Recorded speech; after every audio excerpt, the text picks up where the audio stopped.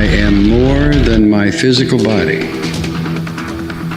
Because I am more than physical matter, I can perceive that which is greater than the physical world. I deeply desire to expand, to experience, to know, to understand, to control, to use such greater energies and energy systems as may be beneficial and constructive to me and to those who follow me. I deeply desire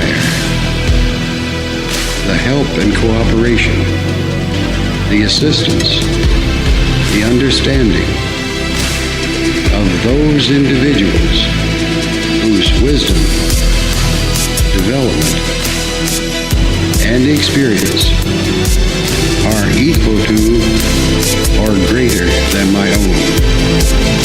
I ask their guidance and protection from any influence or any source that might provide me with less than my stated desires.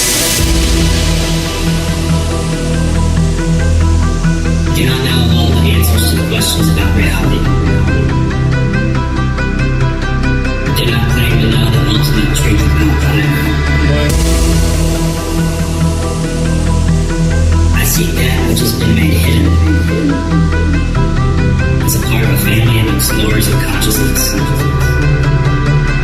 I'm the void one.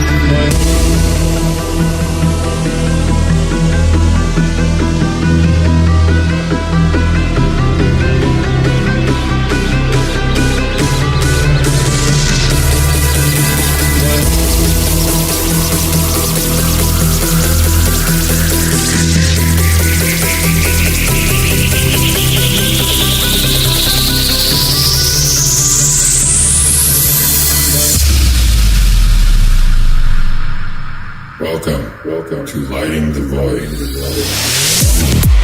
Broadcasting live from a shack on a hill in the Mossy Creek bottoms of Cane Creek, Arkansas. This is Lighting the Void live here on the Fringe FM. Look who's in the chat. Do it slowly. What's up, Sylvain?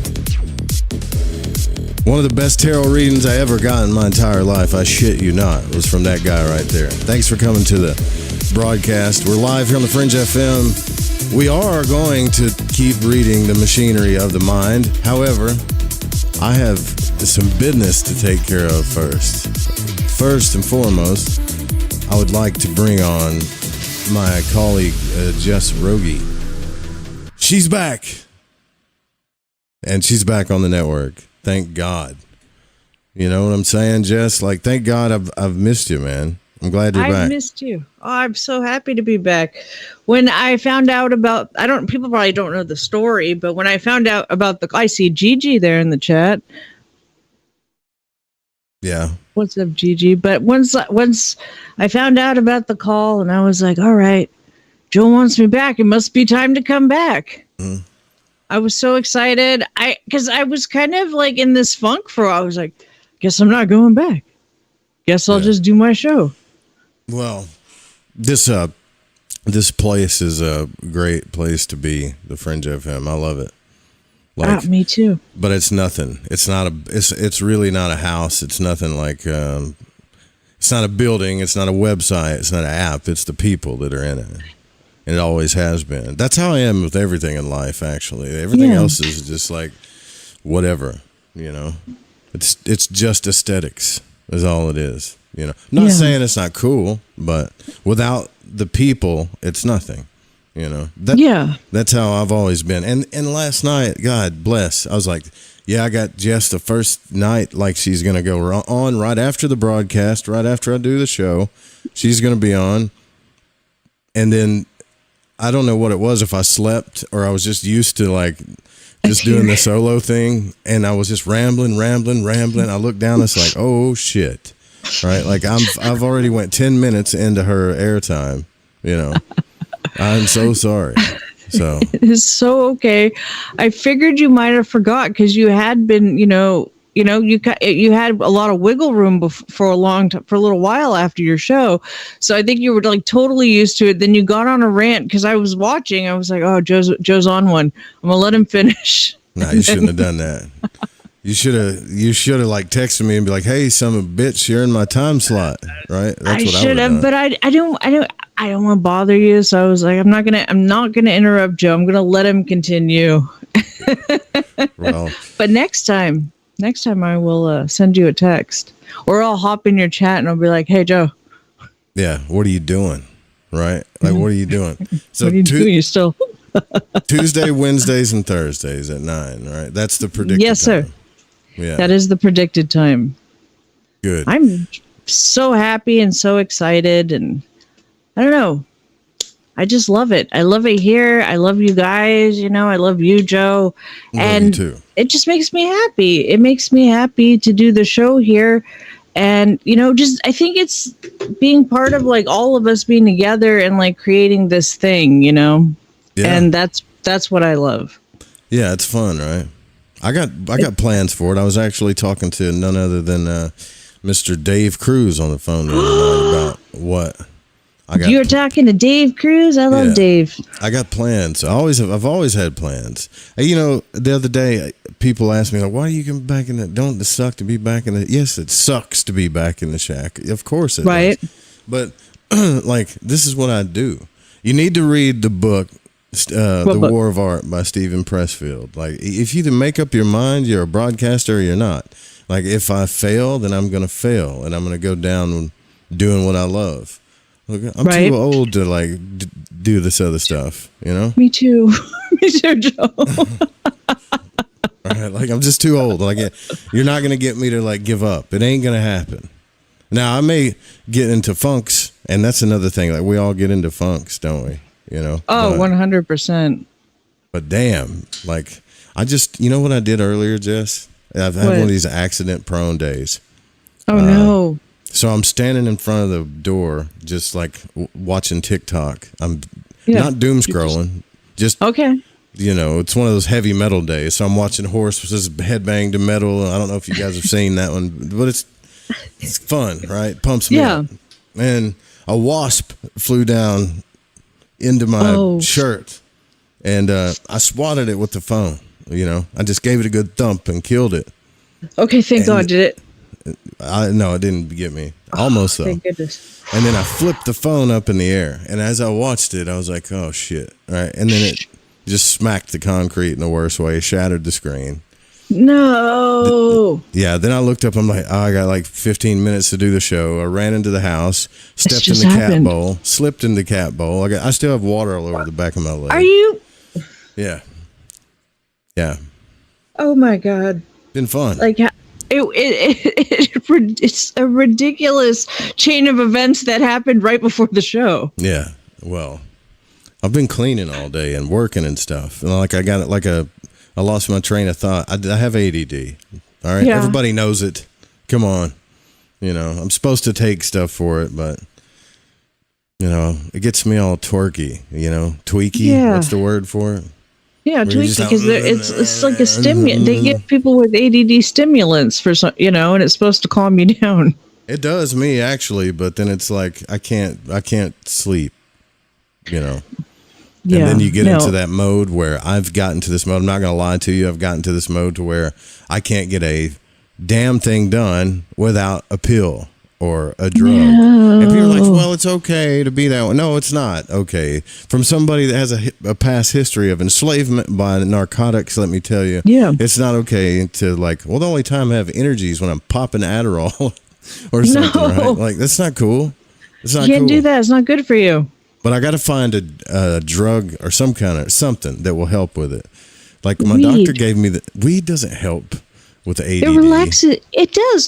Look at. Do you see? I'm sitting still. Watch me. Do you have This is ADD weed. though? I have ADHD. Get the hell out of here! Really? Yeah. You're one of the most laid back, coolest chicks I know. You don't seem like you're all over the place, though. It's the weed. Is it? It's probably the weed, man. You can ask Jess. Like anytime this has been a dark secret of mine, but anytime I've had drama in my life, like I've just been like, I need to like talk to a girl that's kind of. I'll just call Jess. I would call. Yeah. Her. And she's like, and then you could be like, because it's different. You're just being around someone who's relaxed. You know. Yeah.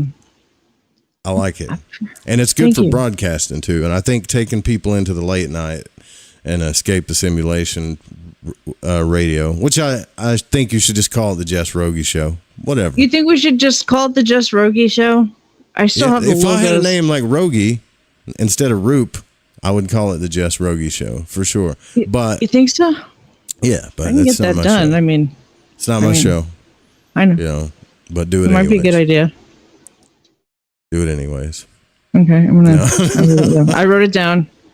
And since she doesn't have a problem with authority, it's so cool. Like until she has a problem with it, then she'll let you know. Who? Yeah. Who, me? Yeah. Until she has a problem with it, which is healthy. But like I think you have something that is still yet. I'm just gonna be honest with you. It's still yet to be unlocked. And when it finally, because one day, man, you're holding back, and you know you think are. So? Yeah, I think you are. And then one day you're just gonna snap, and it's going to all be gonna over snap. with crying. Yeah. Okay. I'm waiting. If you, damn it, I know it because I did it. Like if you go back and listen to like the early Lighting the Void stuff, I don't even sound the same. Right. But I was holding back. I gotta go back. I gotta listen to an old one. Yeah. I was holding back for sure. And it's not that my show's more successful now. I have way more fun on the show now. Right. Because because it's like, it's more you, right? Yeah. It's more you than like this. Maybe I'm too not that it's wrong to be polite, but sometimes I think I'm a little too polite. I don't know on my show. Just don't be a pushover. You polite. Yeah. Being kind but strong is awesome. It's attractive. It's amazing. Right. I gotta be. Just don't be a pushover and don't let people push you around. Nobody does that to you anyways, right? If they do, they don't dare. Yeah, if they do, you let me know. I'll sort them I know. out. See, I got a joke. Most of the people I know, though, that love your show, man. They just do. They love what you're doing. And I think once you start taking people into the late night radio like John Denver talks about, you'll be... Did you ever hear that song, Late Night Radio by John Denver? Oh, no. And you can't play it. Damn it. We can. I'll play whatever. Yeah, I mean, like there's certain songs, people don't know this, but on YouTube, there's certain songs you can play. There's songs that are forbidden, but then there's songs you can play. And then there's even some songs that the artists are willing to rev share with you, right? If you play them. I might do that. You just have to I've been looking. Yeah, you just have to look into the clauses and stuff, right? And then if you play a song that is a no-no, it'll specifically say, don't play this song. It's all like, don't play this song. Yeah. Like, for instance, 9 Inch Nails has some music out that you can play and they'll rev share with you. Oh, nice. Yeah. Yeah. It's like big people too. It's not just like some random YouTube music guy. Yeah. I always thought Trent Reznor was cool anyways. And so he put out a new album and it's kind of, you know, all his albums are different than the one before anyways. And so I don't think it got very successful. And so he's like, you know, YouTube probably hit him up and said, hey, we have this rev share thing. And he's like, yeah, whatever, do that, you know.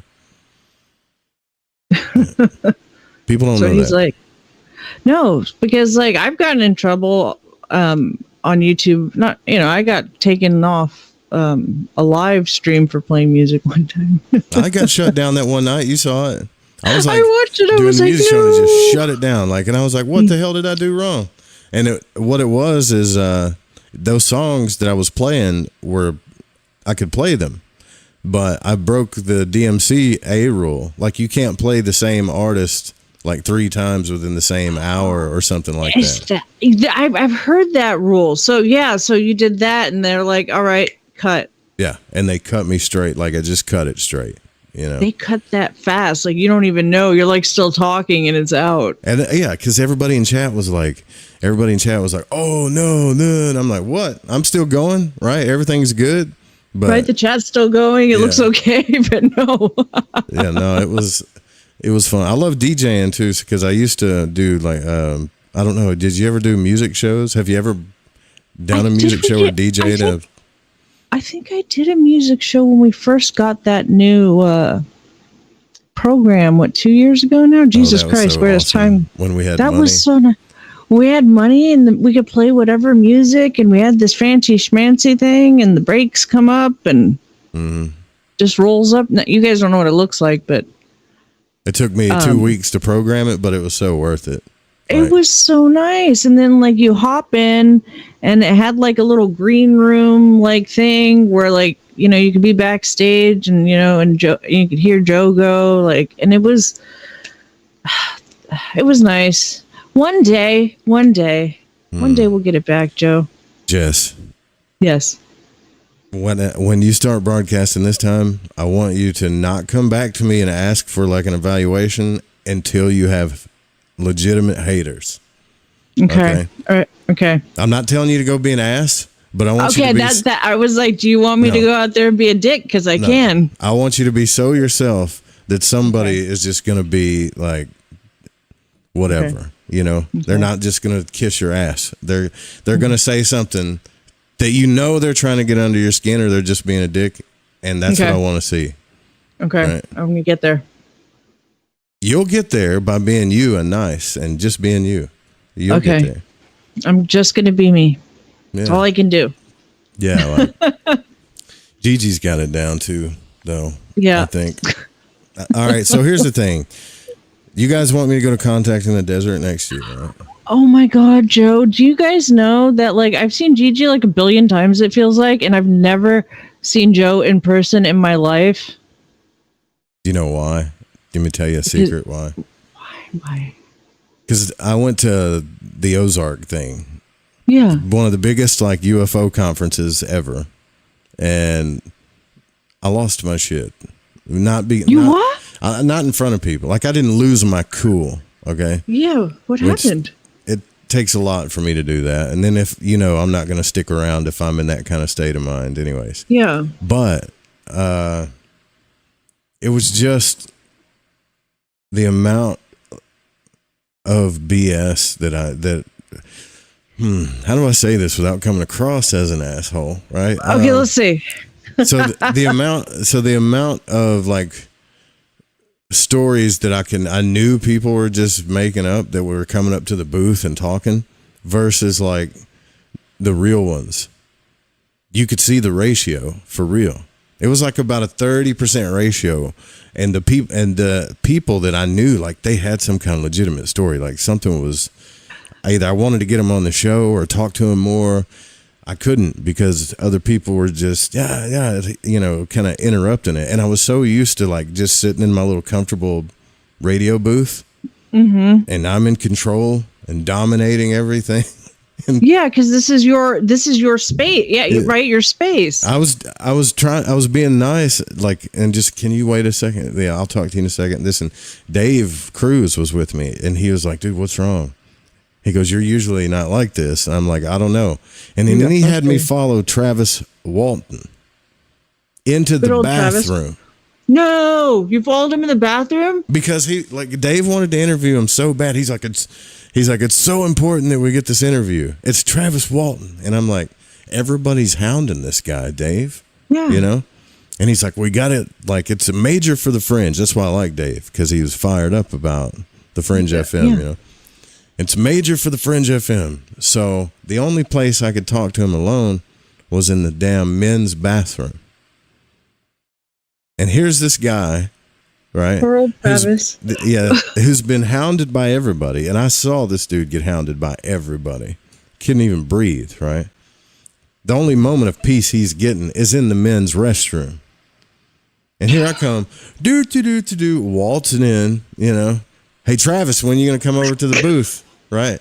And he's washing his hands and he looks at me, and I was like, oh, man. And I literally looked at him. I was like, dude, there was no other place I could get you by yourself. This is terrible. I'm sorry. Oh. He's like, well, because you came over, because you did this, which is crazy, I'll come over there. He said, but let me breathe, you know. And I was like, yeah, you got it, brother. And I walked in there. I said, Dave, I just embarrassed the hell out of myself. So you'll leave me alone about this guy. Because honestly, I didn't really care about interviewing him. Yeah. I mean, I like his book and all, but I don't go buku over people. I like people, but I'm not going to do that. And it was one of the most embarrassing things I ever done, man. Ooh. It was embarrassing, but it turned out to be a really cool interview because Travis is really, really cool. See, he actually is. See, it's good you did that because you were able to get the interview with Travis. But if you come out to Contact in the desert, Travis is just sitting there in the smoking area, chilling. Hell yeah. Dude, this is the thing about Contact, Joe. It's there's the whole conferencey stuff going out, but what me and Gigi do is we kind of chill kind of by the smoking area. Most people come out and sit there, the speakers and different folks.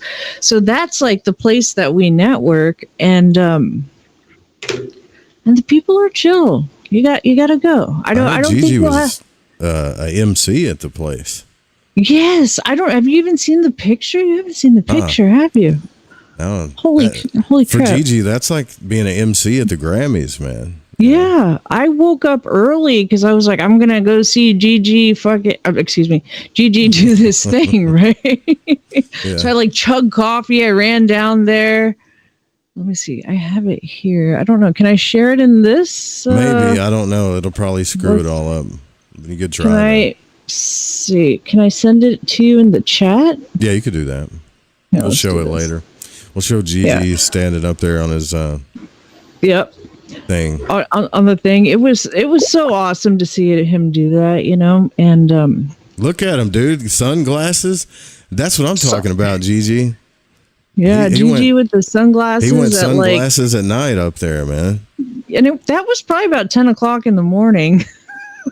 Yeah, I would used to when I would see something like that, I'd be like, "Oh, you're trying to be like Diddy," but we don't say that no more. Oh no, we don't say that no more, do we? No, we can't say that. Diddy is something else. Diddy means something else now. Yeah. Yeah. Well, I'm proud of you, brother, man. I think that's cool. I think it's real cool. Being able to MC an event like that. Contact's a big deal, man. That's a big deal.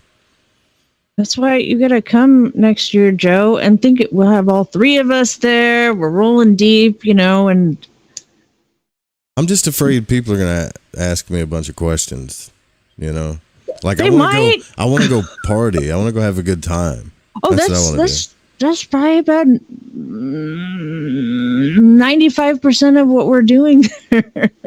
When I went to Oregon, thank God, and there was a few people there that I really knew, but there were people. They're like, they had us on a panel and they were asking us questions like it was like ESPN or something, and it was nerve-wracking. Thank God, what's her name? Nish was there, and a couple other cool people were there to calm me down, But that's I have some kind of weird thing where it's like, don't back me in a corner and ask me a bunch of questions. Yet here I was back in Travis Walton in a corner in the bathroom. Chasing Travis Walton to the bathroom. Yeah. Yeah. I have some kind of weird thing where I always need an escape route, you're like, how can I get out of here? Yeah, so if we all go out, right, and you're like, oh, it's cool, just ride with me. I need my own ride. Oh, you're like, I want to have my own car so I can leave. If something happens, haven't you ever been stuck at a party that you wanted to leave, and people are like, oh man, we'll leave later or whatever, and you're like, come on, I want to go. Yeah. No, or gone out to dinner with in a group, and you're like, oh no, I really want to leave. I'm stuck here. Yeah, no, I understand. I don't blend in. What does Mike say? I don't blend in with the new age folk very well. I just don't. Well, the thing about contact, which is nice, is it's kind of a good mix of like the like new agey people and then the disclosure people who are, you know, way more kind of like nuts and bolts scientific evidence, you know. Well, did y'all not go? Was the Leo King there? At least tell me y'all raved. No, Leo King wasn't there. I'm like, I might have walked in to listen to the music like for 5 minutes, and then I went back outside. Really? Yeah. Oh, well. All right. So here's the thing. Like, we've got more listeners on the station. I wanted to tell you guys this now. Oh my God. Awesome. So cost have went up. All right. Oh, because if there's more people, then you have to pay for more. What I'm gonna, I don't know, bandwidth or whatever the heck they call it. I will be sending y'all the email that I received yesterday. So it's good news, but it means we have to like figure out some goals. You know. Okay. I don't want to go back to just playing whatever music I got to create or make up, or I want to play whatever I want to play, man. This is what the Fringe is about. Right. You don't want to have to play like freaking like that. Yeah, I know. I get it. It's cool to find, like, we do love like artists, right? When people that are new, so that's a thing that we do. But when you're forced to play music because you can't play whatever you want to play, and you're like, you know, I really just want to throw on some freaking Pantera or whatever, you know, and you can't. It sucks. But it's limiting, right? It's limiting because that's like part of the creative thing of the Fringe FM, you know. Mm-hmm. So I was watching this show last night, Jess. I forget the name of it. It's on Netflix. I don't know if I'll try to find it. But this guy was talking about his house got possessed. Did anybody see this on Netflix? What? Something about the devil showed up to my house or something. The kids, I didn't come prepared. I'm sorry. But what I'm saying is this guy told a story. Exactly the same thing that happened to me when I was a kid. This is what freaked me out, except the story went on to like a full-blown poltergeist thing where the house was rattling, like the whole family thought the kid was crazy, and the thing started tormenting them all. They got a priest that went out there and tried to calm this thing down, which pissed it off even more. And then they went out and got like a tarot reader or whatever, and I had to turn it off after that because I had stuff I had to do. But what freaked me out is he said that he would lay in bed, right? And he knew something was coming to get him. Now, I think this is something that all kids like feel, right? Right. Like you just start messing with your mind when you're a kid and there's something out there or something's coming to get me. So long story short, that time I told you guys that I saw that thing sitting in the hallway in front of me, right? Just staring at me. What led up to that is exactly what he was saying. I'm talking about word for word. Yeah, it freaked me out. I got to find out what it was. Yeah, you gotta let me know the name of that show. I wonder what that is. Yeah. I'll look it up. How weird. But I'm wondering why, like, it just, what it did was like, it verifies to me that something shuts down on us from childhood up, you know? We talk about it a lot, but I think it's so true now that, like, when we're children, we have this, like, connection to consciousness in a different way than we do as we get older, and more rules and bullshit starts coming into our mind, you know? Right. No, I agree with that. I don't know. Is it like, it's because, you know, you tell kids like, that's not real. You're scared of nothing. You know, there's no ghost, there's no monster under your bed. Right. So like, they just kind of, eventually it shuts off. Yeah. This kid's parents it was so bad. They were running out of the house because this thing was causing like an earthquake in the house. You know? I don't like that. Yeah. And here's the big question. Do you think a whole family would lie about something like that just to get on TV? Well, I mean, it's possible, right? It's possible if there's like money to be made. That's then so trashy though, man. I know. But like, think about it, right? Say they get on TV or they get a book deal, which turns into a film deal, right? And then they just keep going with the story. Yeah, but the guy, you could tell the guy had, like, I related to this guy. Like, he had emotional wounds from it. He's like really overweight, more overweight than me. You know, he doesn't look like he's sleeping well. I'm just saying, there was something about this dude that I could relate to. That I felt something like at least he's telling the truth, you know? Yeah.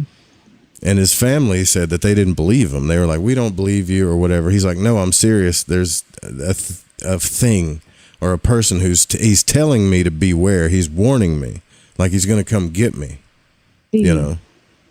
Yeah. And then the house started to shake at bedtime.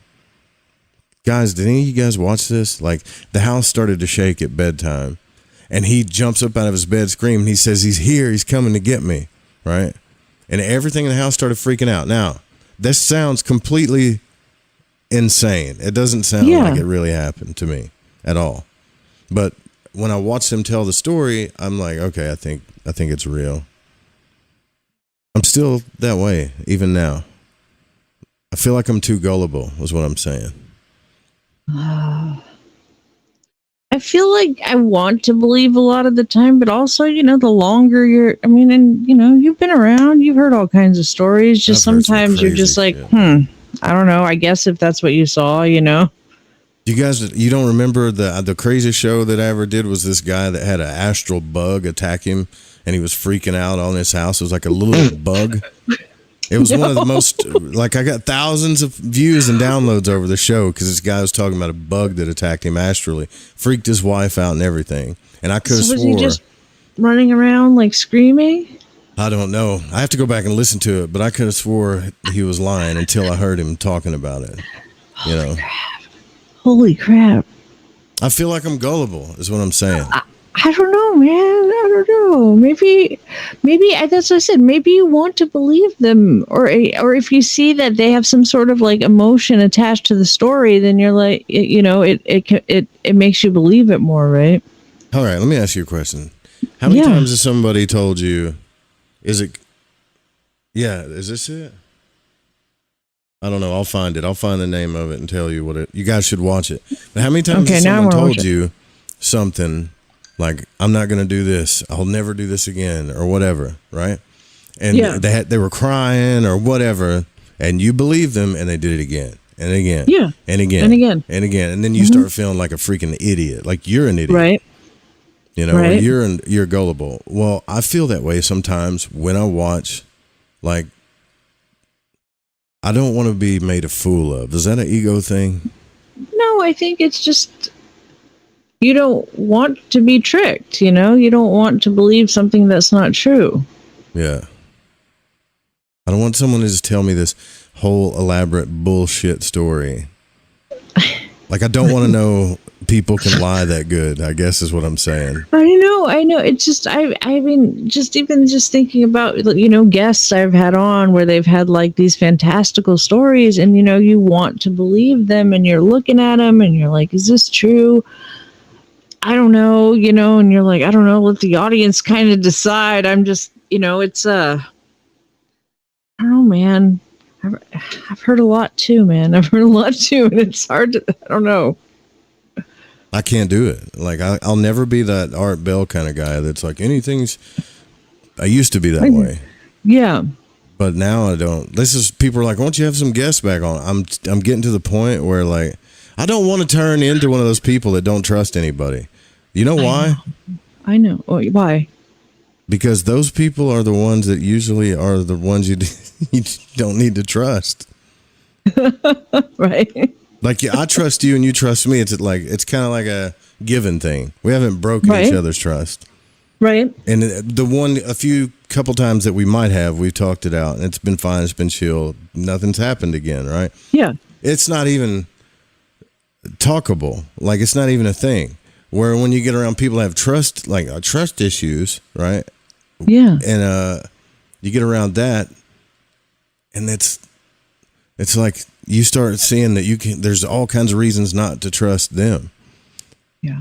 And so when I talk to some people, when they tell me their stories, but they don't believe nothing anybody else is saying, I'm like, And then now I'm starting to be, it's getting stupid complex, but now I'm starting to be afraid that I'm going to be one of those people. And I'm a trustworthy person. Yeah, I know. I understand. Do you? Because then you feel like that lack of trust is going to kind of like invade you, right? And then all of a sudden you're like, I don't believe anything. Because it's hard. It's hard. And I don't know if people know. I mean, if you guys don't host, you don't know that, you know, when you bring these people on and you're listening to these stories and you're like, I don't know if it's real or not, right? And then it's difficult. So sometimes it's easier to not have a guest. Yeah. It's easier just to read books. Just ramble for 2 hours, you know? Yeah. Or play video games, right? By the way, Jess is one of the only people that have actually played Destiny with me, not just said she was going to do it. Like, we hung out and played. And that's not an easy game to get to know, you know? It's not. And thank you, Joe, for being so damn patient with me with that. Because Joe was so patient. Because I'm just like jumping, like literally like, oh, and then jumping, oh, and it just keeps happening, right? And I'm just like, ah. Yeah, she couldn't make a jump. It's like watching someone on Mario Brothers try to make that long jump for about 30 minutes. Like, you know? And it was so bad, guys. I'm not joking. It's so bad. But I know how to play now. There's a little bit of a learning curve, but you know, Joe taught me well. And because that game, guys, has like menus upon menus within menus next to menus. Yeah, it's a great game. It's an amazing game. You've been playing Final Shape, huh? Oh yeah, I've been trying to master the Final Shape, you know, but like the thing is you don't burn any. You just don't burn any calories. Yeah, no. Oh no. I don't know how these streamers do it. Like I was having this fantasy about becoming like a radio host and a game streamer too. Yeah. And then I was realizing like how the hell. And so I swear to God, I did this as an experiment. I played this game for like a week straight, maybe a couple hours of sleep a night. That's it. Only other thing that I didn't do besides what like Aztec Cross and iFrostbolt and all these guys do, the only thing I didn't do different is I didn't turn on the streaming thing. Right. That's it. Yeah. And these guys are still, they got to be cheating or something because they're still light years ahead in the game. Like, what the heck, right? What I'm saying is I'm watching them play something, all right? And then we're all in the same place. And then the next day, they're 2 or 3 stages. Yeah, they're figuring all this stuff out. It don't make sense, man. Like something's not fair, or they don't have, or they're hiding people that's playing on their accounts. Or something. What? Yeah. There's something that we don't know, but because I wouldn't know how they got so far in the same amount of time. You know what I mean? And know so much. The trial? No, that's not the name of it. Mike says I've had exploding head syndrome for several months straight. That's a real thing. It's dreams that you hear like gunshots, loud sleep paralysis, false awakenings, all that stuff led me to your show, then the Monroe Institute. Dude, I have a listener on this show, Mike, that came to this show because I was talking about exploding head syndrome or the Monroe Institute. Was it the Monroe Institute that you came here or exploding head syndrome? Because I've talked about that a few times. Exploding head syndrome. Let me know. That is the craziest shit. Have you ever had that? I don't think I've had it, but it sounds like it would really be annoying for it to like continuous, like a really loud noise, like when you're trying to sleep. Dude, it's and like, then sleep paralysis. It's like if you doze off. Yeah. Both. He said both. Okay. So it's like if you doze off and there's just this impact for me, like it's like like if there was a cherry bomb inside your head and it just went just for a second, just went like, and you can feel the pressure. It's not like it's just a loud noise. You can feel the pressure of it. That's the crazy thing. That is weird. I mean, it's strange. That is strange. And it jerks you awake too. It's like, what the hell was that? Like, it's crazy. Yeah, that's happened to me. First time it happened to me, I think I might have traumatized myself, and that's why it happens. But I was 13. I tried to. All right, I'll tell the story real quick. So I was 13 years old. My dad was dating this woman. We had a babysitter who was like 16 or 17. But she was smoking hot, and I wanted whatever. I don't know what I wanted. I don't remember that part. But like, I'm only 13. But yeah, you're 13. You're like, I ended up talking this girl out of her shirt. No shit. Before her boyfriend comes over, who wasn't supposed to be over there, right? Like knocking on the door. She's babysitting us and my dad's girlfriend's kids. And I'm thinking, I'm Captain Smooth, right? I think I'm the shit. And I'm sitting in this chair, like rocking back and forth. And I'm just staring at her. Because it's like one of the first times this has happened to me. I'm 13. I'm like, most of the time you see this on TV, right? Yeah. And I'm like, yeah, whatever, get comfortable. And I just start dozing off. And then I see like this tree. All I saw was like a tree. And I felt the pressure in my head go, and I jerked in the chair like really hard. And she was like, oh my God, are you okay? And I was like, what the hell just happened? She goes, I don't know. You were talking, and then you kind of got like, you acted like you were a little tired, and then that happened. And I was like, I just saw like a tree and my head blew up. And she was like, your head blew up? And of course, now she thinks I'm crazy. She's putting the shirt back on, right? Of course. Yeah, but of course. It freaked me out so much that I had her call my dad and ask like if I needed to go to the doctor. Oh, and ever since then, it only happens when I get tired. Like that'll happen. So, like when you start to like doze if you're tired. Oh man. Yeah. You see, Mike says it's so loud it wakes up. 3 knocks. It is, man. It feels like something explodes in your head. It's a real thing. You can look it up. Exploding head syndrome. Yeah, I've seen it, but I've seen it like said, but I didn't know that explode. There it is right away. I'll have to look into this because interesting. That is interesting. 3 knocks, no religious implications. Okay. Like a repeat or an alarm repeating in intensity. Huh. Ooh. Docs don't care. And they'll tell you, yeah, I've heard of it. That's true, because I've told my doctor about it. And he's like, whatever. Yeah, they're like, yeah, I've heard of it. It's not, they don't know what it is. It's freaky.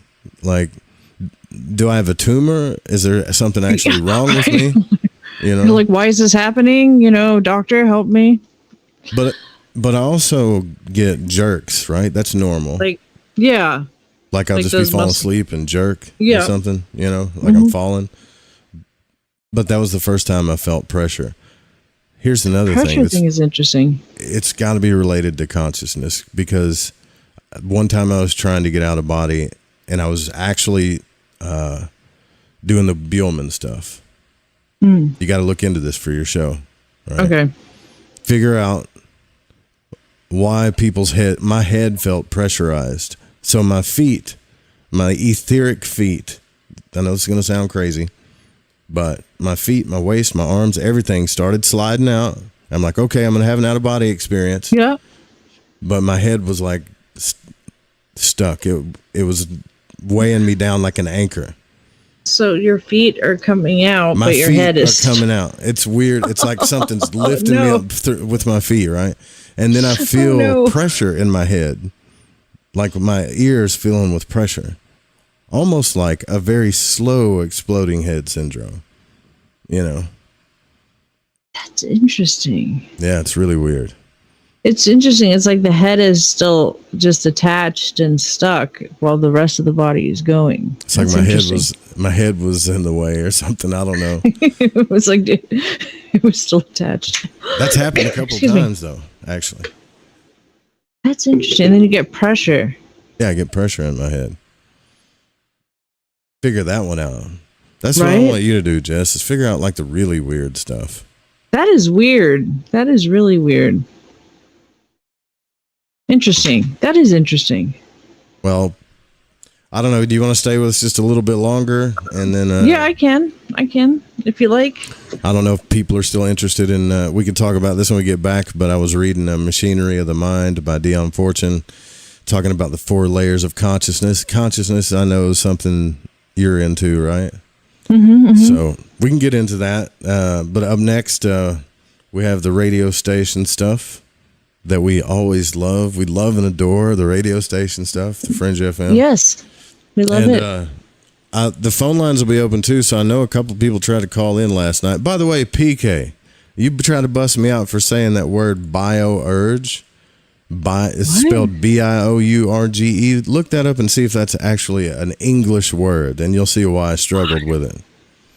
Biourge? If you can find that and put it on a Scrabble board, then you got me, buddy. You know what I mean? I don't know what that word is. I know. I'm just some redneck, that doesn't know anything. I get it. I have no idea what that word is. Look, see if it's not a real word. I'm telling you. That's Biourge, right? Is that what you're saying? Biourge. Yeah, Biourge. It looks like a French last name or something. That's all it did. That's what my brain said when I saw it. Is it because if it does look like it comes up as a French name, because then it has like BIOU with a little hat RGE. But what I'm saying is can anybody find if it's a real word?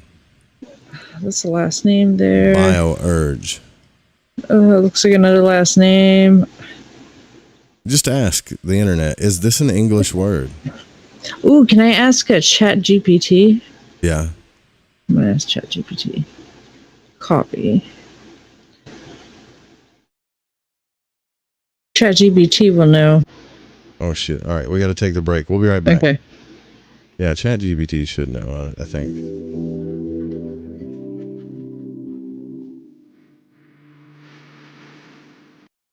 We'll figure it out.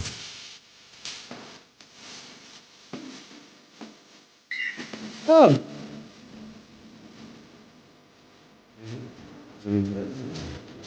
And yes,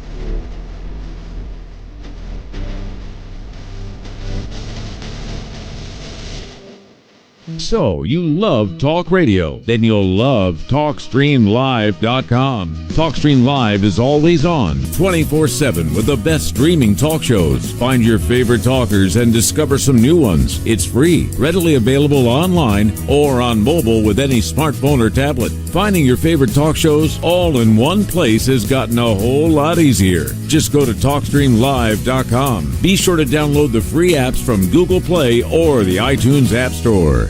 Hey, Dad, your prescription will be ready in just a minute. Hey, Dad, your laundry will be ready in just a minute. Dad, your lunch will be ready in just a minute.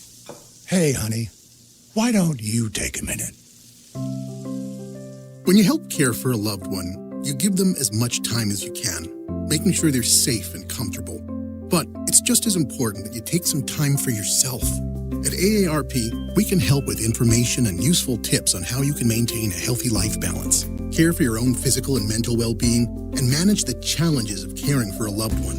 Because the better care you take of yourself, the better care you can provide for your loved one. Thanks, Dad. Thank you. You're there for them. We're here for you. Find free care guides to support you and your loved one at aarp.org/caregiving. That's aarp.org/caregiving. A public service announcement brought to you by AARP and the Ad Council.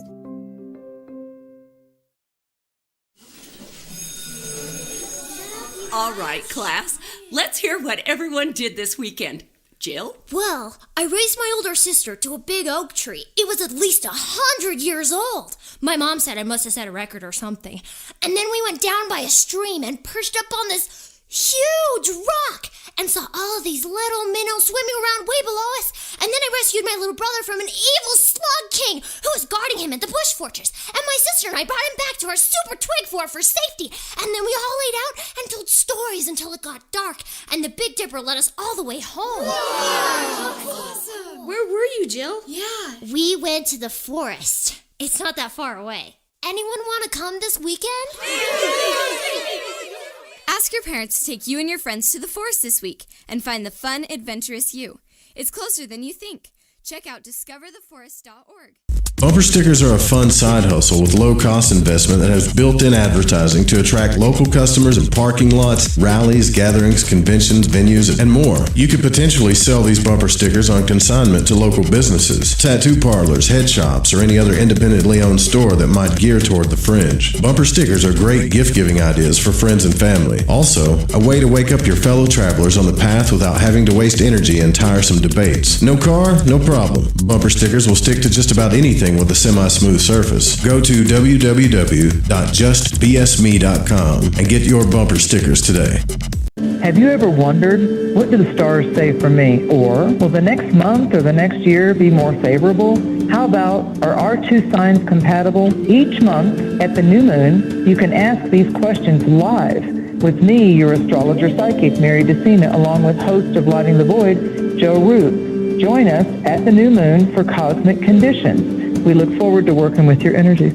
Every new moon at 7 p.m. Pacific, 10 p.m. Eastern, right here on Fringe FM.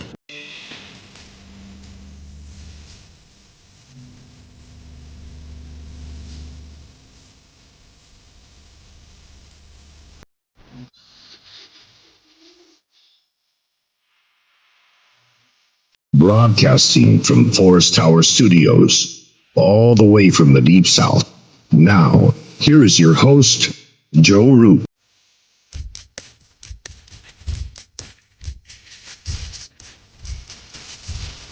You're listening to Lighting the Void Radio.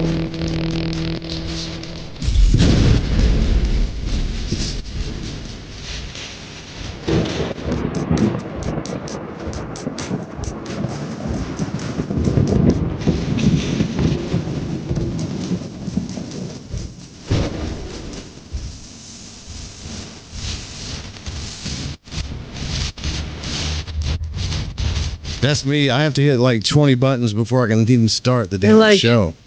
Yeah. I'm like, hold on. All right. So did anybody find biourge? It's not a word, is it? It's not a word from what I can find.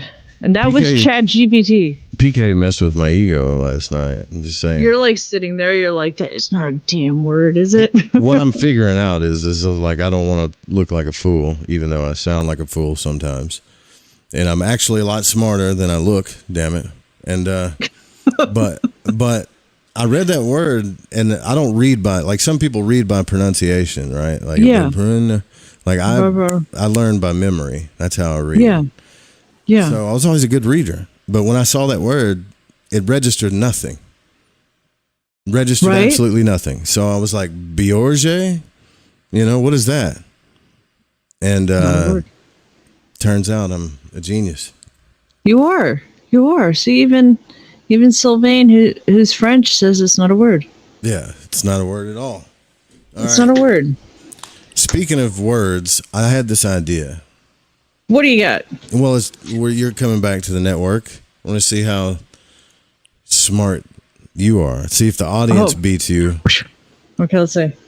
I promise nothing. And I'm gonna. Have you ever played this game? It's called Wordle. I have never played it. I'm not even sure what it looks like. You can only play it once a day. That's it. Oh. Okay. I mean, they have like simulators, but you can only play this game once a day.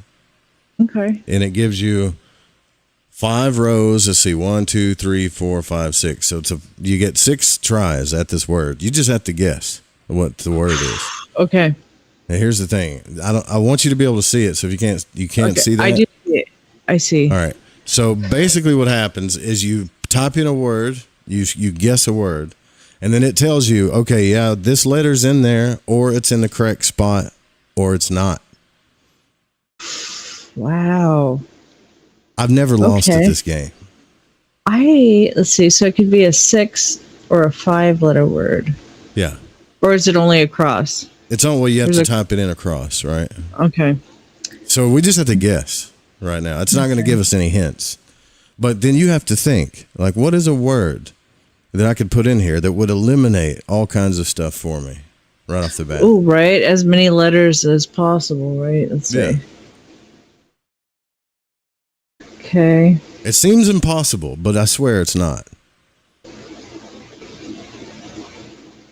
This is how my brain works. We're going to talk about the mind here in a minute, though. Okay. Jess, you got to jump right out of the gate with this one. You just got to give me a word. I know, because I came up with like apple right away, but I was like, that's 2 P's. But you don't. There you go. See, now you're thinking. You don't want to use 2 P's because it could be, yeah. You got a slow chance of getting that first word, right? So you want to use something complex if you can, with a couple of vowels. As a matter of fact, if you can knock out 3 vowels, that would be I know, good. right? Fuck. See, she's dropping F-bombs, so that means she's involved. So sorry, guys. I'm sorry. I hope your sensitive ears are okay. Oh, man. I'm trying to think of a good word that doesn't have any double letters. Audience, you can help her if you want. Chat. Come on, guys. Throw in a word. I'm looking for a 5-letter word with a maximum number of different letters. It has to be an English word. Biowords isn't a word, by the way. Okay, how about phone? Phone. Not bad. Not a bad start, right? Okay. So phone. Okay, let's see. Did I get any? The E. Not only did you get the E, but it's in the correct spot. Okay, good. If it wasn't in the correct spot, then it would be a yellow square. You see?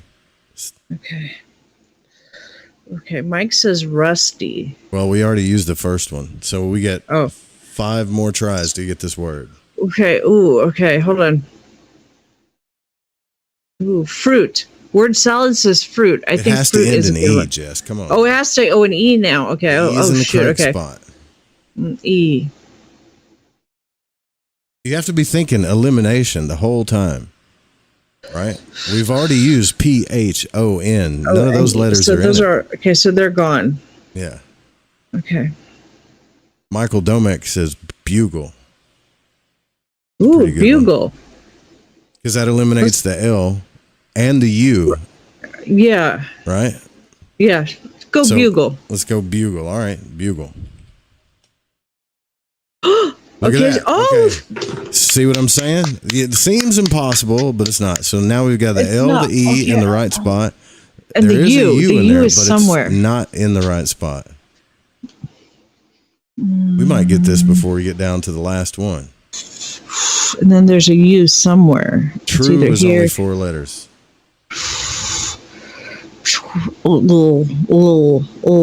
This is my test, by the way, from here on out, if you're going to broadcast on the Fringe FM or not. Okay, we got to get Gigi on here to do this too? Let's see. Damn, you're already calling in a helpline on the 3rd one. Look how many letters Michael just knocked out for you. I know. I got this. Let's see. U. It could start with a U. It could. Ugle. U could be the 3rd letter. The 3rd letter, the 1st letter, but it's definitely not the 2nd. It's not the 2nd. Word salad might have just nailed it. First. Uncle? No, it can't be. No, it can't be uncle because of the end, because right? of the end. Damn. Okay, hold on. I do this every day. I suggest you guys play Wordle every day. It only lets you do it once, and you have to use your mind.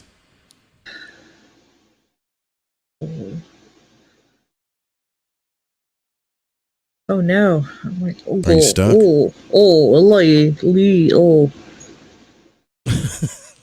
We're sounding it out. I'm just trying to think of words that sound like at the end. Bugle was a real help. That was really good. Yeah, that was really good. So, and it's none of the gray letters. It's not a P, H, O, N, G, or B. Okay, so And the U's in the wrong spot.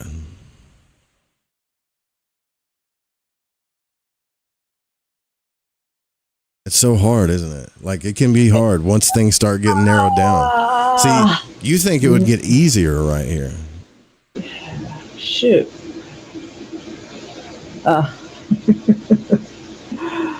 Okay. Okay, wait. So we have... Uncle was probably close.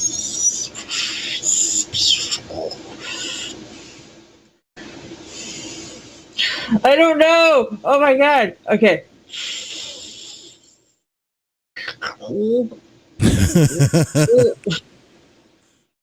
So what could that? Think about that. What could that third letter be? Five-letter words that end with LE that also hold a U. That also have a U in it. Yep. And it could be before the LE. No, that's not it. But it probably isn't.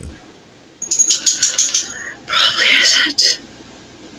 LE. All of a sudden, I know no words that end with LE. Well, it has to. It can't be bagel. That's close. But the L and the E is in the right spot. Unless bagel is spelled BAGLE. No, it's spelled that. Plus, you still have to have the U, too. So bagel doesn't work. Bugle? No, we already did bugle. You. I'm sorry for the radio listeners. You just got to come to YouTube to see this. I can't cheat, huh? I can't cheat. There's no way. Did someone said can you really cheat in this game? Can you? I mean, you could ask Google, right, for five-letter words that end with LE. No chat GPTs on this one, by the way. Okay, no chat GPTs. Yeah. C. A. Nope, that's not a word. A.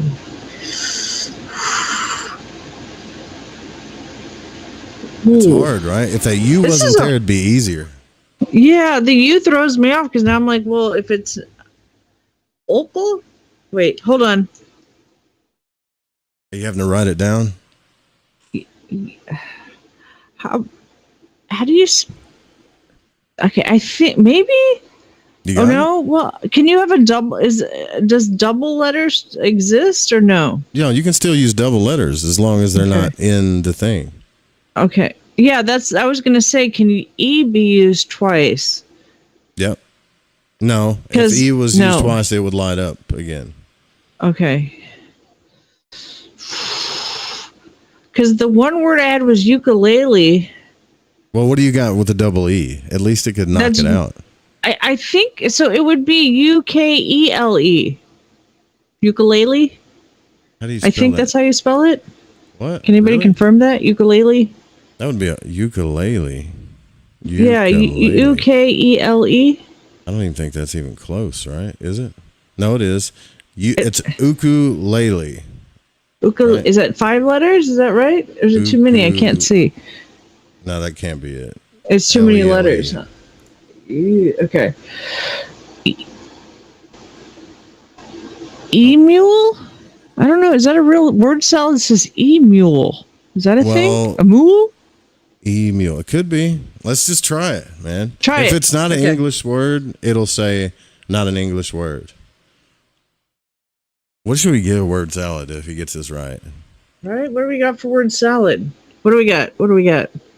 Nope. Oh. We only get 3 more tries. So the U has to be in the front. The U has to be in the front now. So we know that.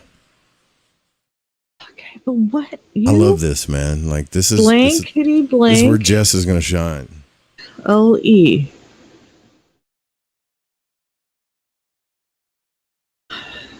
Come on, it's like Wheel of Fortune, right? Come on, give me a U blank blank LE. It's U, right? U blank blank LE. So it could be. No. Okay, what do we have left?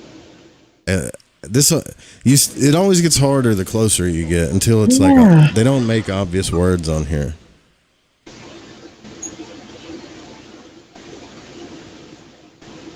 And if it was easy, someone would have guessed it already. Yeah, because it's difficult because it's like, where is the... Okay. This is not easy, guys. Because it looks like It looks like it should be uncle, but it's not uncle. Nope. Still got 3 tries though. So in the mind, there's the focused consciousness, is what we're reading about. Okay. Then there's what's called the fringe consciousness. Dion Fortune calls it the fringe consciousness. Then the foreconscious. Then the unconscious. Right now, we're working out of the focus, the fringe, and we don't have anything in the foreconscious. Stony question mark. What does that mean? I don't know. Stony question mark? I'm not sure what that means. Because it can't be stony. It's like we're losing people. Like they just gave up. Okay. Come on, guys. Come on. It has to be you. It starts with a U. Ends with the LE. Ends with a LE, and it can't be any of those letters. Okay. Someone's got to be at home with a piece of paper right now, like scratching out letters. Somebody's got to, right? So it could be, we haven't used any words with A in them. Can I put the L and the E in here? Will it let me do that? I don't know. No, it won't. No. Oh, no. Okay. Urkel. That's probably close, though. Yeah. We haven't used an R. R. So what is UR? Do we haven't used a K? It could be Urkel. I don't know. It's not even a word. That's all it's a word. Yay, we got it. No. I don't think Urkel's spelled that way. I don't think so either. Whatever, dude. I'm hitting enter. Hit enter. Maybe something. No, it just wouldn't even like take that's not it. even an It's English like that's word. not even What a are you word. talking about? All right. Do I have to go to the next one, or can I not? Oh, it's like no. You've typed it in. It's stuck there now. I think I just broke the game trying to put in Urkel. All right, no, I didn't. Okay. First letter unknown. Second letter unknown. Unknown. No, first letter is known. It's a U. Second and third letter unknown. Has to end with a LE. 501-777-5631. If you guys got it, I'll give away a T-shirt for whoever gets this before Jess. How about that? Okay.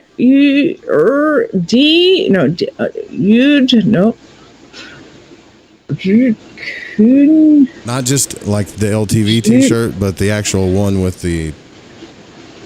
like the nice one with the shack picture and all that stuff. Oh, nice. You've been holding on that awakening. Is that a real word? Is that a word? Because if Probably. it is, it might work. Put it in. Put it in. USI. What is that? What the hell is that? I don't know. Maybe at least we'll get another letter. Yeah, go. Is it taking it? No, that's not a Damn. That's not a word. Okay. That's a good try, though. Okay. Utile. Utile. Futile. You can't. No. Utile? What? Yeah. Utile means rare, says Word Salad. I believe Word Salad because their name is Word Salad. Okay. Utile. Maybe that's what she meant to put in. Yeah, let's see. Did you mean to put in Utile Awakening? Damn it. Did you type in the wrong thing? Oh, look at that. Oh, you guys. Oh, man. That was amazing. See, and it says next Wordle. I think is it once, you have to wait a whole a day, right? No, that's actually just a couple hours. I thought it was once a day. Well, I'm going to tell you this. I would have never in a billion trillion years figured out that it was utile because I didn't know that was a word. So the whole thing, Uncle works to, did Awakening, I feel bad if she like meant to type in. Yeah, did she mean it to type in utile? I didn't see. That's a word I don't know. I was bragging about words that I do know and like showing off, but I don't even know what the hell that word means. I don't know that word. I've never seen that word. I learned a new word today, and I'm gonna try to use it. Well, you want a shirt? I guess hit me up at producer@fringe.fm. Tell me your shirt size, the color that you want, and I will send you one out. Good job. Congratulations. Good job, man. Like, there's still people waiting on shirts too, because I get like always pick the shirts with those drop shippers. It's like, oh, well, we're out of stock right now, and I'm like, shit, I just got 3 orders. Oh shit! So you have to wait, But oh shit! But the good ones that you're gonna get, you'll probably get it pretty fast. Not that the other ones, I'm killing myself here. Not that the other ones aren't good. They just don't have all the art and stuff on it. There's one with the logo, and then there's the one that's got the logo and all the art and shit. And all the art on it, yeah. Utile, like useful or utilitarian, as opposed to futile. See? Okay. Futile comes from that. Okay. Awakening, so honest. If so many people could have lied and said, yeah, I meant to say utile. I just typed in an S, But she's like, I know. I put in the wrong word. God, she's like, I was wrong. That's sexy. Honest is sexy. I'm telling you. See? All right. All right. So, shall I? You need to go get ready for your show. I need Jess. to do a couple things before my show. I want to thank you, Joe, for bringing me on and chatting with me. If you go over a little bit, that's okay. I'm not going to. Are you sure? No, it's not going to happen. Not going to happen? No, I'm in the new reality now. Okay, you're in the reality. Okay. I'm comfortable with change. I can do it. Okay. As long as you're good, then I will be on right after Joe, guys. And thank you, Joe, so much for having me. You got to come over on my show one of these days and hang out when you want to stay up a little later. Sure. Or not play Destiny, you mean? Or not play Destiny because we got a little bit until you played all the way through all the final shape stuff. Yeah. Well, there's still a lot to do. I still have 2 other characters. See, I've got a warlock, a hunter, and a titan. So, what did you play through it first as? Warlock. Always, yeah. Yeah, I knew it. Yeah. Well, thank you, everybody. Joe, have fun playing Destiny later. Thanks for coming on. You guys make sure you check out the show Tuesday, Wednesdays, and Thursdays right after the show on the Fringe FM or over on her YouTube channel, right, at Escape the Simulation. Yeah. Mm-hmm. You can find me there. And thank you, Joe. Love you. Have a great rest of the show, and I'll talk to you soon. All right. Bye, Jess. Bye. If I can get out of here. Okay. Good night, guys. Night. That was fun. There goes Jess. So last night we were talking about from an occult point of view, the machinery of the mind. And this is kind of like an exercise. I think you should do something, just like if you should do daily exercise.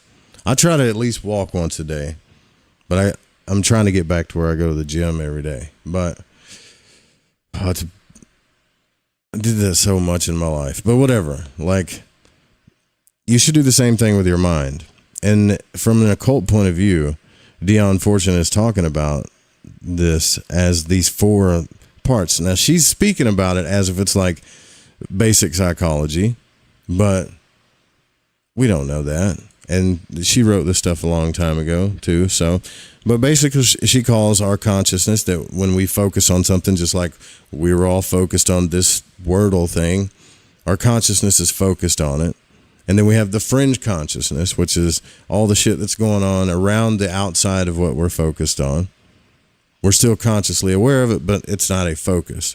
But this is our like consciousness. And then our foreconscious, which is like this storehouse of memory. It's like the computer, or the you could call it the random access memory of the mind, so that we can build a rapport, or when someone talks about something, or we can interact with things using our memory and all this other stuff. And then we have deep beneath that the subconscious, which we're not aware of we can't really tap into without breathing exercises or things like Wim Hof or dream interpretation or stuff like that, which is, like I said, it's kind of unfair, but that's the way it is. And I think what she's getting at is to make sure, let me get this book back open though, to make sure that we understand this. So when we're doing occult work, that not saying everything is in the mind or everything is psychological, but that we understand the processes of the mind, especially if we're doing ritual or working with tools or things like that, because we know that we have to initiate some sort of catalyst into the unconscious to speak to the spirit world. That's just the way it is. It speaks in symbols. We left off yesterday talking about the self-preservation instinct. Now, if you really want to like understand, in my opinion, because a lot of people are worried about like psychic attacks and curses and things like that, and I'm not saying they're not real, but if you really want to understand how to go into that realm in a healthy way, I think you should read this book and Psychic Self-Defense, right? But the self-preservation instinct. So she says, Dion Fortune, by the way, and this book is called Machinery of the Mind, Bryce, if you're listening, by Dion Fortune. So the self-preservation instinct appears to our consciousness under the guise of that deep-rooted clinging to life and that desire to live, which characterizes every living thing.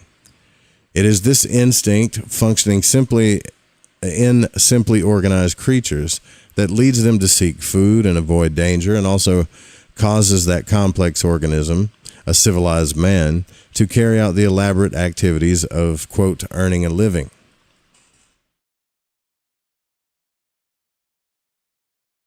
Maybe some of us lack that self-preservation instinct. It is essentially a selfish instinct, for it leads the individual to regard his own welfare alone and to consider others only so far as their existence is essential to his. I don't know about that, but for instance, shooting and hunting during the breeding season are forbidden by law, not out of consideration for the hunted creatures, but because the continuation of their species is useful to us. What? Where are you hunting and what are you hunting? Because hunting season is usually wide open here during rut, if you're deer hunting or breeding season. Its influence, however, is often modified by the two other great instincts, whose influence can become so strong under certain circumstances as to induce a man not only to disregard his own interests, but even to lay down his life for others. In many varieties of animals, however, only two instincts are present: self-preservation and reproduction. But in animals that are associated together into herds or packs, a third instinct is developed, the social instinct. When this occurs, the functioning of the self-preservation, or self-preserving, I had to check something. The functioning of the self-preserving, I lost my spot. The self-preservation instinct and its ruthless functioning under the law of natural selection has furnished a theme to many moralists and sociologists of the materialistic type. But they are apt to forget the socialization of humanity has changed the nature of the problem. The unit of survival is no longer the individual, but the social organization of which he is a member. The law of self-preservation has given place to the law of group preservation, and the center of psychic gravity is shifted. The importance of this point cannot be overestimated in practical psychology. Some of this I don't know if I agree with, just to be honest with you. By some psychologists, the instinct of nutrition is distinguished from that of self-preservation, but for all practical purposes, they are identical. It must be borne in mind in applying the standards of psychology to the human character that in the more highly developed types of human beings, the self-preservation instinct is not fulfilled simply by the continuance of physical life. There is self-preservation of the personality as well as the body. And unless a man has an adequate scope for self-expression and self-development, he will experience that sense of incompleteness and imperfection characteristic of the repression of an instinct. So remember that. That is true. So unless you, and think about all the people that were raised in environments that didn't have room for self-expression or even self-development. In fact, their parents were so narcissistic that their entire childhood became about their parents.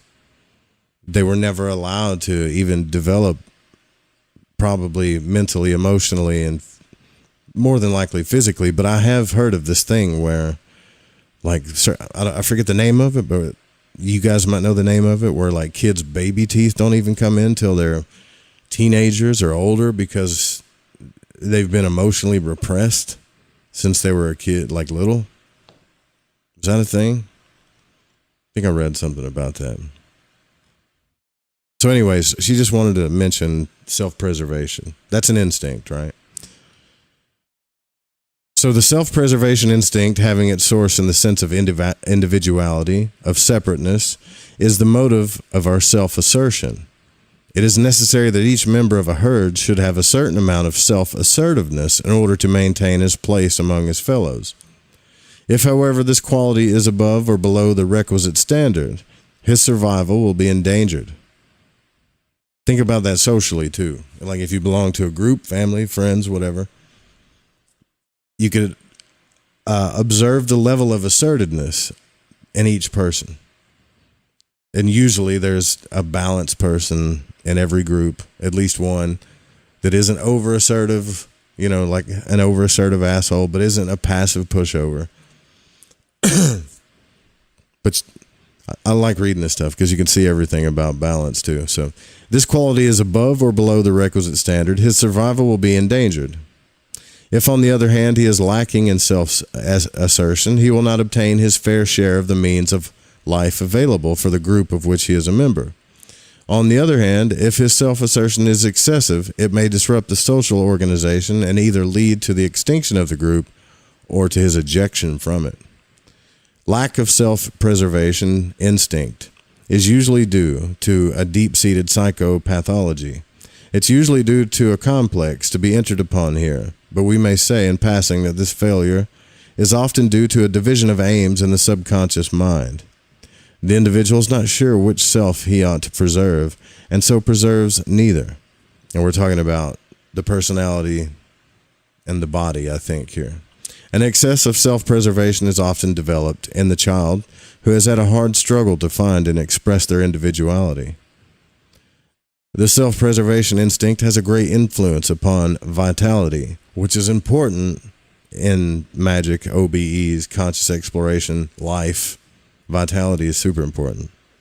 All observant persons must have noticed how easily the man who has lost his hold upon life or has given up hope succumbs to disease.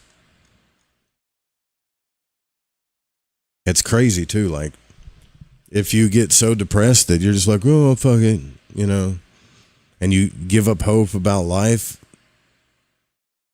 I'm not saying disease happens instantaneously, but like eventually it's almost like nature starts to agree with you. It's like, yeah, you know, you really don't have a will. You don't want to be here. So we'll figure this out. I'm not saying there's proof to that by any means, but it's just, you know, I've had a couple of people that are going through health stuff tell me that. Matter of fact, I know one person who's going through something pretty hard and was like, you know, I think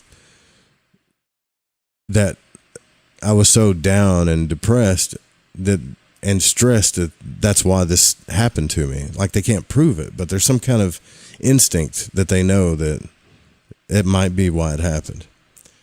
All right, so the next one is the reproductive instinct. Y'all don't let me go over, man. I'll get in trouble. The reproductive instinct is nature's mechanism for ensuring the continuation of the species, and its subjective aspect appears to us as all the emotions and sensations connected with sex. As soon as the demands of the self-preservation instinct are satisfied, as soon as the individual is secure, adequately fed, and sufficiently developed, then life tends to overflow the vessel it has filled, and this psychic pressure constitutes a sex desire. Sex, however, must not be considered under its physical manifestations only. It has an emotional and mental aspect as well. Thank God, right? Someone acknowledges that. It's like natural, so if you ever run across anybody, it's like, oh, sex is just sex or whatever. Like, that's psychopathy. It's not real. For the most part, and for most people, it has a mental and emotional aspect to it as well. So it is more than the mere overflow of energy in the act of procreation. It is also the desire for the rejuvenation and vital stimulus that is produced by the act of union. So whosoever, in considering human problems, fails to look beyond the physical stratum of the sex instinct cannot fail to obtain a false perspective, which is more psychology 101, right? So it's been laid down as a maxim that psychology and physiology ought to be kept strictly separate, but it is impossible to treat adequately of the sex instinct without considering it under both its aspects. For sex activity works in a psychophysical circle. Organic sensations stimulate the emotions, and the emotions react on the organs. A sexual image rising in the mind brings about the preliminary reaction of the physical organs of its expression. And any irritation of the physical organs, however accidental, tends to produce a corresponding emotional state. Stimulus may occur at any point on the psychophysical circuit, and so may inhibition. So the sex instinct forms the nucleus of a huge complex, second only to the group of ideas that centers round the individuality itself. To all ideas and activities that are in any way connected with the gratification of the sexual desire, its energy readily passes over. Dress, how you dress, your home, your ambitions, each and all may owe these interests to the reproductive instinct, which uses them as channels for its fulfillment. This is what I tell people too when we're talking about like sacred sexuality. It's human nature for all of us to a lot of the things that we do in life are sexually driven, not because we want just physical sex, but these fires that are in all of us correspond with these energies, right? But then again, there may be artistic things or things that you like to do that have no, or at least you tell yourself, they have no correlation with desire or sexual desire at all, which might be true. But think about what we do, right? Emotionally and mentally or whatever. So if we go out into the world, we meet a person that we feel like we've had a connection with since the beginning of time. That happens, right?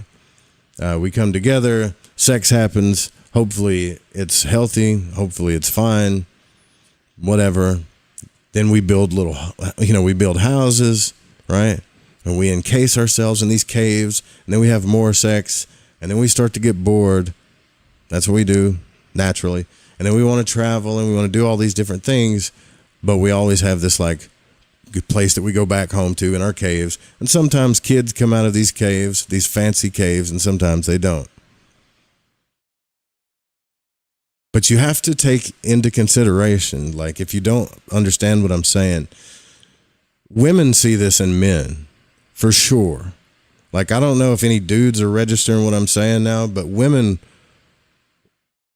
will see this in men, right? So a man will be on a certain path in his life that the feminine will recognize. And it's almost like as soon as not just the physical act of sex happens and he goes to sleep, that's like the microcosmic representation of the energy, right? Let's just say he gets the partner he wants. So not only is he getting the sex he wants, but he's got the partner he wants, which is fine. That's healthy. That's what we all want.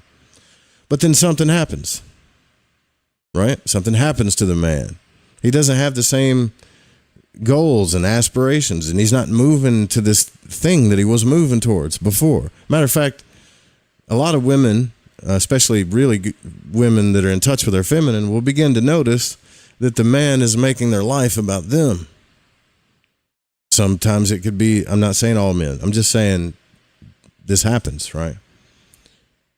And which is fine, because most women love to be loved and adored and give attention to and protected and all that stuff. It's great.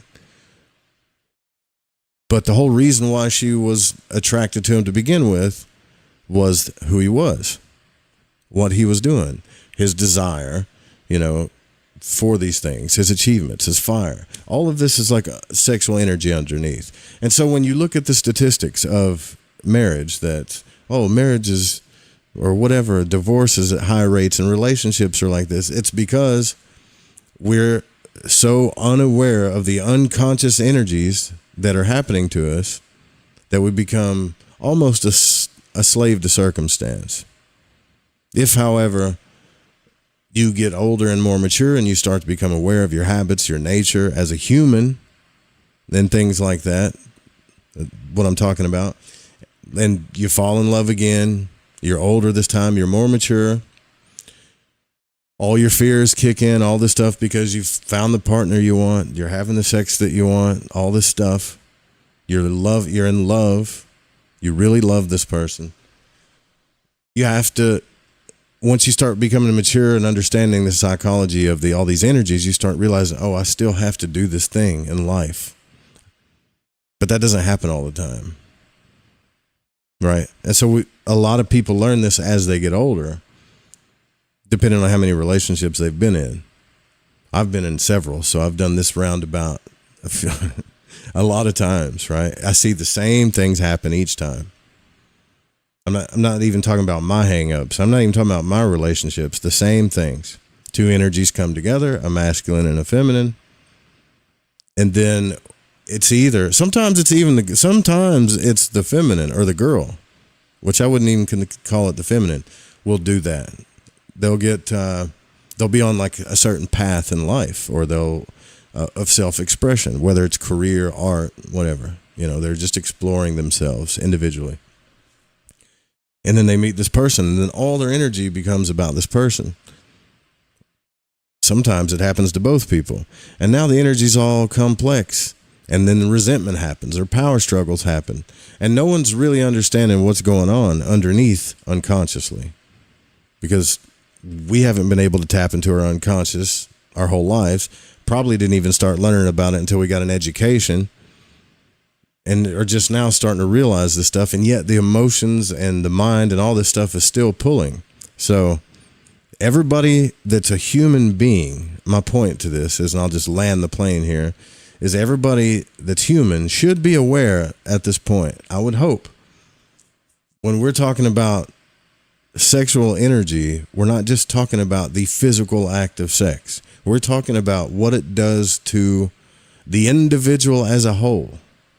And this is why Dion Fortune's rapping on this in this book about the mind too, because in her book on psychic self-defense, there are only two places that you can be psychically attacked that are very effective, right?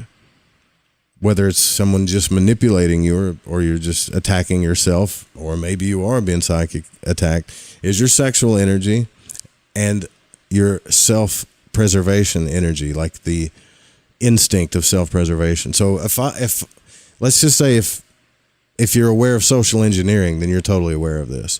But if I was an individual that wanted to control you and manipulate you, these are the two energies I would go after.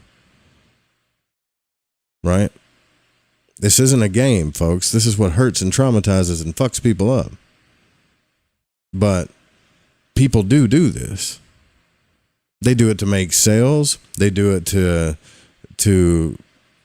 you're aware of why people do it, because they want what they want. You ever walked out of it's kind of a small psychic attack, but have you ever decided you weren't going to buy something? You're like, you know what? I'm not spending that money on this, right? That's too much money.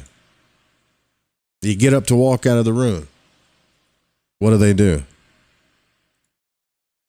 What do? They go right after your self-preservation instinct. Well, if you don't want to buy it, this other person's going to buy it, and you're only going to get it for a limited time, and you're probably going to need it for your life and this person's smart enough to wrap his point around into your self-preservation instinct to get you to be afraid. So now you're afraid. You're in lack, right? And that's what this person's trying to do, is shift your mind to fear or lack, or to get you to be in fear, because fear usually comes from the act of trying to preserve the instinctual self. It's a small psychic attack is what it is. Most people that are trying to sell you something, most of them don't go, okay, whatever. I mean, they might, but they'll still try to call you back and do that whole thing. They'll be like, okay, whatever. Or they definitely won't say, it's totally your choice. There are plenty of these around. I'm sure you can find one that fits your needs perfectly. I'm sorry, I couldn't fit your needs and price and all this other stuff. A good salesman should say that, but you know what I mean. We're talking about the sleazy kind. The second one is obvious. The second form of psychic attack is obvious. So people earn your trust mentally and emotionally. They've charmed you, made you believe something. Now you got a connection. Then they sleep with you or whatever. And now your connection's pretty deep for the most part. And then now they can really manipulate you. And no, this isn't just a woman thing. Men do it and women do it. It's a psychic attack. So when you think of that word psychic, think of your energy, think of your aura, think of you as a whole, like not just your mind or your soul. It's all of you, right? So the development of the reproductive instinct. So the sex instinct in the course of development from its infantile aspect to its adult manifestation goes through well-marked phases, which are little known outside the ranks of the psychotherapist, but which are of great importance to the educationalist and sociologist. The sexuality of a child is simply a capacity for deriving gratification from certain physical feelings, and it is a diffused and vague sensation that they experience. But the capacity, however, as the child grows older, becomes gradually concentrated upon its physiological channels of activity, and as it becomes concentrated, it increases in intensity, which is adolescence, basically. Just as the placid waters of a broad and shallow river become deep and headlong in a ravine. So the interests of a very young child only gradually extend beyond his own body sensations, and he therefore leads an existence that is self-centered beyond any adult conception of the term. The organs of reproduction, being very highly nerved in preparation for their future, are found to be capable of keener sensations in the rest of the body, and therefore attract his attention, what they call the autoerotic stage. And I had this, like, when I was a kid, I told you guys, I had all kinds of freaking dreams where, like, these just being attacked by feminine stuff. Not in a bad way, but really in a way that I think was just reacting to the energy that was in my body. And I thought, oh shit, like I'm being, molested in my dreams or whatever. But it's really, I think it's like a normal thing psychically, So, but this it never freaked me out. Like, it wasn't like a nightmare, is what I'm saying. It was just like, whoa, shit, what was that? So to a child, striking manifestations connected with the exercise of the bodily functions also attract his interest. And this is called, in psychology, the coprophilic stage. Am I saying that right? Coprophilic, I think it's right. So later, his curiosity concerning his own body being satisfied, he begins to be curious concerning the bodies of others. And this is called, I can't even read what that's saying. This is called the homosexual stage. You sure that's got to be a typo? The stage wherein he is interested in bodies of the same sex. Oh yeah, that's homosexual. But it might more truly be called the stage of undifferentiated interest, for the child is only interested in those who are made in the same ways as himself, because he's not aware that anyone is made differently. I hope this isn't wigging any of you guys out. I'm sure you guys have read all this stuff, studied psychology, right? So this curiosity becomes outgrown. His interest is transferred to those who are different from himself, regardless as to whether they're closely related to him or not. Soon, however, he begins to differentiate between his immediate relations and those who are less closely connected. This is called by the psychologists the raising of the incest barriers. But to the child, it appears simply as a moving on the focus of interest. He's no longer attracted by his mother and sisters, not because he feels it is wrong to have such feelings towards them, but because familiarity breeds contempt and gives rise to the state of mind that is expressed in the phrase, insipid as a sister's kiss. So the child has now attained the adult attitudes towards sex, has developed a healthy attitude towards sex. And it only remains for the physical organs to make their corresponding development at the time of puberty and adolescence for the full circuit to be complete. And so what she's going to go into after this, I know what she's going to go into after this, because we got to wrap this up, is I know it's an awkward thing to talk about, but if a child is raised in a healthy environment, then even a child that's not aware of all the psychic stuff that we talk about is more apt to just be safe, right? If a child is raised in an unhealthy environment and wasn't allowed to develop this way too, not just emotionally or intellectually, but also sexually in a healthy way, it's going to cause some problems, and more likely they could be psychic attacked easier because the self-preservation modes are higher in this person, right? It's just logical. But we'll get into more of this. I got to get off here. It's Jess's time. Later. And then we'll get into how all the stuff works with the like ritual and, all the cool stuff. Alrighty. Night, y'all. Sweet dreams. Just play the damn thing.